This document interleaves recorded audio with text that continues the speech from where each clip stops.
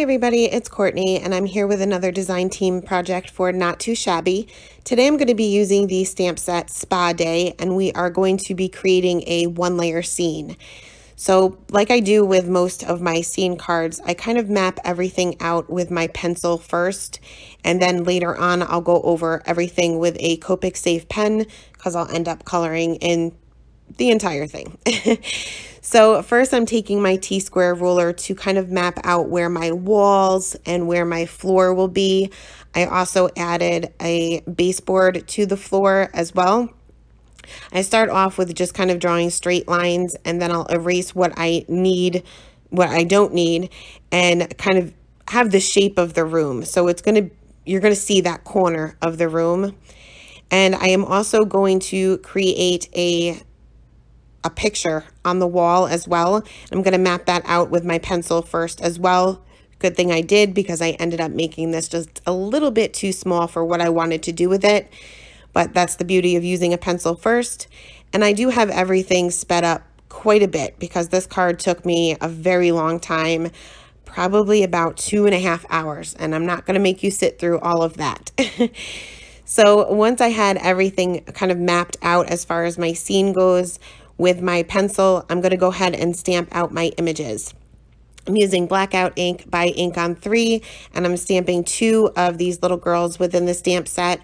The first one is the one that is getting the pedicure, and I'm going to put her right there in the corner.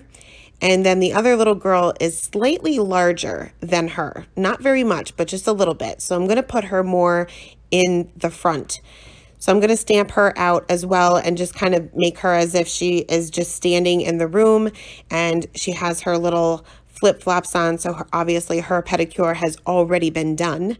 And then I'm going to be using a couple of images from Get Our Nails Done stamp set just for inside of my picture. And this is where I realized that I drew that picture in, or the picture frame itself, just a little bit too small to fit these images.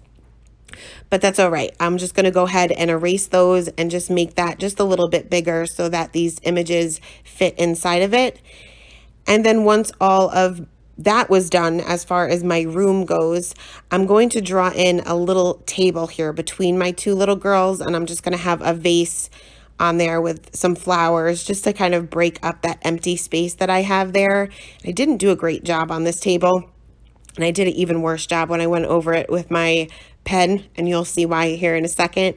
But again, just using my T-square ruler to kind of draw in the table legs, and it's just a small little table, and then I'll just freehand a little vase, and then I'll just do some scribbles with my Copic markers for the flowers themselves.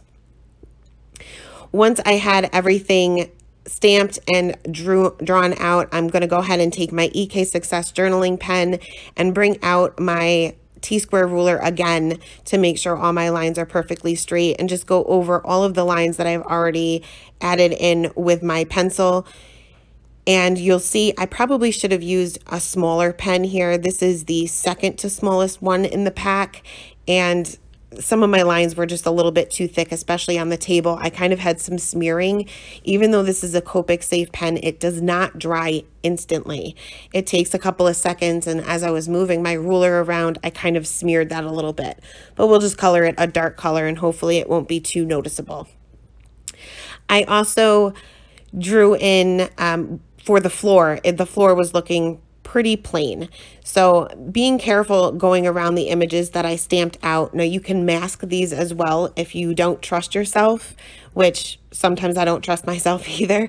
So you can mask them out just in case you happen to draw directly over them, but I didn't have too much of an issue. But I am going to switch over to the smaller pen with the smaller tip on it, and I'm going to draw in the lines of my floor. And this is going to be kind of like a wood floor, a hardwood floor. And I am going to start off by finding the center of my card panel here, and that line will be perfectly straight. So I'm using my T-square ruler. I'm not doing this with a pencil first because I'm not doing any kind of real measuring here. I'm just going to kind of eyeball it once I get this first line down. So the first line right there in the center will be straight. Then each line that goes off to the side will be slightly slanted. So the more off to the side it is, the more slanted it will be. And this is just a perspective thing. These, I guess the wood floor, I don't know, the boards, I guess, would appear as if they are closer together the further back they are, and this will kind of give that illusion. Once I had all of my vertical lines drawn in, again, being very careful to go around my images, I'm going to kind of connect some of these boards, and I'm just going to flip around my T-square ruler and kind of just randomly put some straight lines in some of these boards to make it look as if it is actually a hardwood floor. So once all of that was done, I erased all of my pencil lines, because once you color over pencil, you're not going to be able to get it up. You're not going to be able to erase it. And you'll see that I'll have to go back a few times when I notice that I didn't get all of my pencil lines. But we're going to jump right into the Copic coloring, and I have this sped up quite a bit as well. So I'm going to start off with the floor, and I'm using my warm grays, and I'm starting right off with my darkest color, the W5, and I'm just adding shadows under each one of my objects and my little girls there, as well as a little bit of a shadow around the corners or the sides of the floor, blending that out with the W3, and then I'll go over everything with the W1 just to get my paper really saturated. Then I'll bring back in that W5 to make my little wood grain marks. So this isn't a traditional wood grain floor. This is more of a grayish floor, which seems to be really popular lately, and it really is pretty in real life. So I'm just doing little squiggles all over my floor here, not really being too particular. And then going back over that with the W1, just kind of blend that out a little bit so it's not so noticeable. Next, we'll move on to the wall, and I'm starting off with my lightest color here, and this is just to get the paper saturated a little bit. And then I'll bring in the C5 and add my darkest colors. I want my wall to appear white, so I'm only adding shading. I'm leaving most of the wall still white. Going to add that C5 where the wall meets the floor, and then in the corner there where one wall meets the other. Also on the left-hand side and on the bottom of my picture frame and on the top of that table would also cast a shadow. Bringing in that C3 and flicking that color out a little bit and just blending that out in all of those areas. For the shadow around my picture frame, I'm pretty much just doing a straight line and just making that a little bit thicker each time I go. Finally going back in with that C1 and flicking that color out even further, but you can see that I'm leaving a whole lot of white space here because I do want my wall to be white. Any white object is still going to have shadows. So for my little flick lines that I don't want to be there, I'm just going to take my colorless blender and quickly go over those in the opposite direction, and that will get rid of any of those flick lines and actually truly fade out to white. If you have like a C000 or C00, you can use that as well. So moving on to the skin tones for these little girls, and they have little masks on their face, so there's not much shading that needs to be done on their faces, but I am going to do some shading on their arms and legs and their necks. So where their little robes are, that would cast a shadow, placing a shadow on that one leg that's underneath the other. She's got her little legs crossed there. And on the inside of this little girl's legs as well, blending that out with the E11, which is my mid-tone, and I will do a little bit of shading on the outside of their faces with this color. I did skip the darkest color because it's such a teeny tiny area to work with. Going in with the lightest mid-tone for their faces and blending the rest of those colors out on the rest of their little bodies, leaving a very small highlight for that E50 for just pretty much their arms, legs, and their chests. For the masks, I'm going to be using a green combination here, and this is one of my go-to green combinations. Going to start off with the YG03 to map out my darkest areas. That's going to be underneath where her hair is hanging off or over her face, and just a little bit on either side, and just blend those out each and every time, finally going in with that YG03 at the end again and blending all of those colors out. Next, I'll move on to this one little girl's hair, and I'm going to be using some E50 markers. And for hair, I typically go right in with my darkest color because I like to have those flick lines show through because that's what will give it the highlight. So I'm barely touching the tip of my marker to the paper here, and I'm varying the lengths of my flicks. I'm adding some shading on her bangs, both on the top and bottom, also where her hair would be parted on the top of her head, and kind of where it's hanging behind her face, and on the bottom of her hair as well, where I guess the tips of the strands. I'm going to bring in some of the darkest color from there as well. Again, just varying the lengths of my flicks. This will give her hair some texture. Going in with the E57 and just extending those flicks out a little bit further. Again, just barely touching the paper and varying the lengths of these flicks as well. Finally, going in with the E55 and just filling in those little highlight areas. If there's a little bit of white showing through, I'm okay with that. That will just make her hair look a little bit shiny. Next, we'll move on to this little table that I drew in here, that I drew in terribly actually, but I'm going to be using some E30 markers and hopefully be able to cover up some of those areas that my pen kind of smeared. So I'm going to concentrate my shading to be off to the left-hand side as well as underneath the vase. For the legs of the table, there's not going to be all that much highlight there because these are teeny tiny areas and they're underneath the table. You don't really have to preserve too much of a highlight, if any at all. Finishing up that highlight on the right-hand side, and we'll move on to the vase. And I'm going to be using the same color combination for the frame for the picture on the wall as well. So I wanted these to appear kind of like a golden color. So I'm going to map out the darkest areas with my lightest color first, and that's going to be on either side of the vase and then on the frame where it meets in all four corners. Now her face, or her towel, I should say, is covering up that one corner. So in order to do my shading properly, I have to kind of imagine that it's still there so that my shading is kind of even throughout the entire frame. Using an E marker for my darkest color here, but blending that out with some Y markers, and that will kind of brighten everything up a little bit. Also going to use that same color combination for this tub, I guess you'd call it, with all these bubbles in it. And I'm going to be creating my highlight to be in the center because this is a round object. The highlight would be right there in the center. Next, we'll move on to their robes and the towel on top of her head. And I wanted this to be kind of like a peachy, pinky color. And so I'm mapping out my darkest areas with my lightest color first. And that's going to be underneath the collar where their arms are slightly behind the rest of their bodies. And it's kind of flowy on the bottom. So I'm going to kind of do some curvy lines with that to make sure I have some flow within the robes. Next, I'm going in with the darkest color, and I'm using this very sparingly.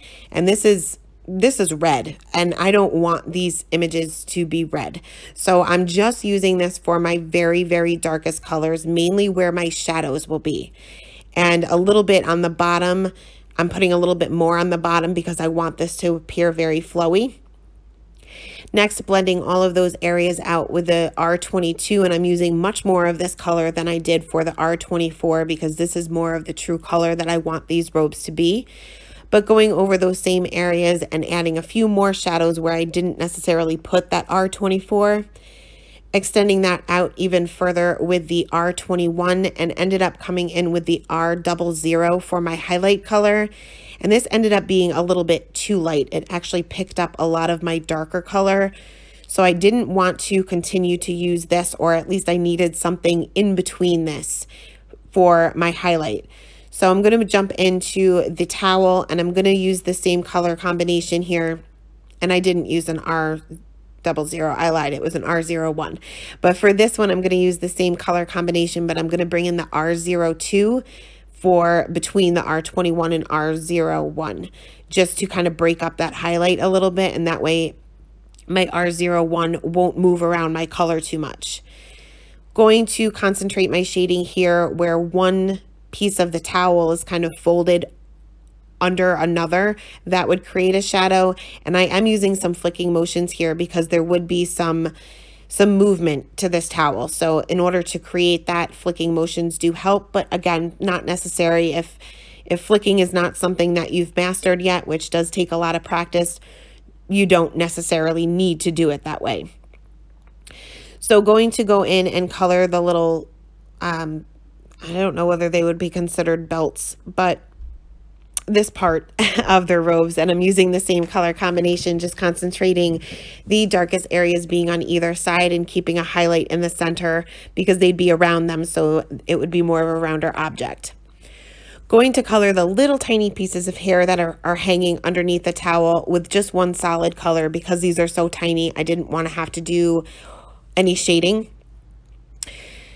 Next, we are going to move on to her little headband here, and I'm going to be using some R80 markers, just concentrating my shading being on where the headband is kind of tucked behind her hair and where it would be underneath that little flower, coloring the flower with the same color combination as well, and just going in with the center with a Y marker. And honestly, I just grabbed one.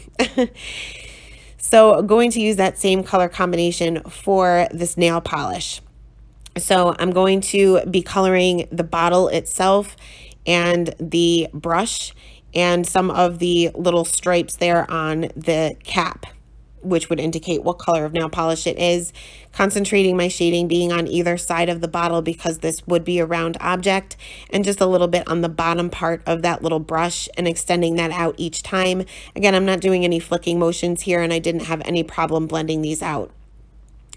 For the cap or the top of the nail polish and for the nail polish brush as well, I'm going to be using some C markers, concentrating my shading on either side again, with the C7 being my darkest color, which is a very, very dark gray. It's nearly black, and just extending those out each and every time, keeping that highlight right there in the center for that C1.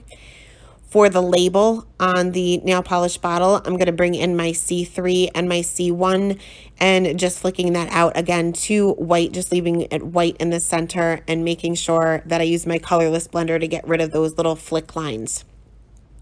For the flowers, I'm just taking some RV markers and doing a few little scribbles. I'm not doing anything special here. And then using my one of my G markers to just create those little stems. No shading here, just kind of plopped on some color. So gonna fix up some of those areas that I kind of missed. Add her little earrings in. She's holding like a cappuccino, so I added some color to that as well. For the outside of the picture, I'm gonna bring in some BG markers and just concentrate my shading being on either side of the picture itself. The BG13, I'm going to use some pretty light colors here. The BG13 will be my darkest. And I had a hard time blending this out, which is not unusual. I have a problem with this particular combination. So I ended up doing the tip to tip technique where I take the BG11 tip and just tap that onto the BG13 and then start my flicking motions again. Now I should have colored the background first because I had to be super careful going around these images. Had I touched any of that pink that we used or any of the C markers that we used, I was going to drag that color out. So you just have to be super careful when you do this. Next, we will move on to this little cappuccino. I'm just using two colors and keeping the highlight right there in the center. And for the seat that she's sitting on, I'm going to use some E70 markers and just concentrate the shading being basically where she's sitting. She would be casting a shadow on this chair. For the, well, I went in, this is where I realized I forgot to color in these little baseboards. So I'm just using the C3 and the C1 just to add a little bit of shading, mainly in the corners.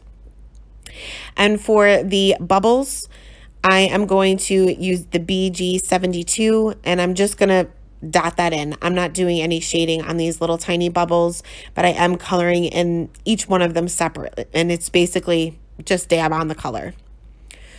For her sandals, I'm just going to use that same color combination that I did for the robes and the towel, just concentrating my shading where I'm from the back and kind of where the flip-flop meets in the center, if that makes any sense to you guys. So finally, once my coloring was done, I'm going to go ahead and add some white gel pen details. Well, first I lied. First, I'm going to go ahead and stamp my sentiment. And this is from the Spa Day sentiment. This is from the Spa Day stamp set, and I'm stamping that with VersaFine Onyx Black ink right on that picture frame, adding some white gel pen details to the towel and the nail polish, as well as the vase. You can pretty much put highlights anywhere you'd like. And I'm going to add a little bit of sparkle to the bubbles with a Spectrum Noir sparkle pen. And I'm going to also add some sparkle to the nail polish itself. And that's it. That's the card for today, guys. I will leave all of the supplies used in the description below, as well as a discount code for 10% off the Not Too Shabby shop. Thank you guys so much for stopping by, and have a great day.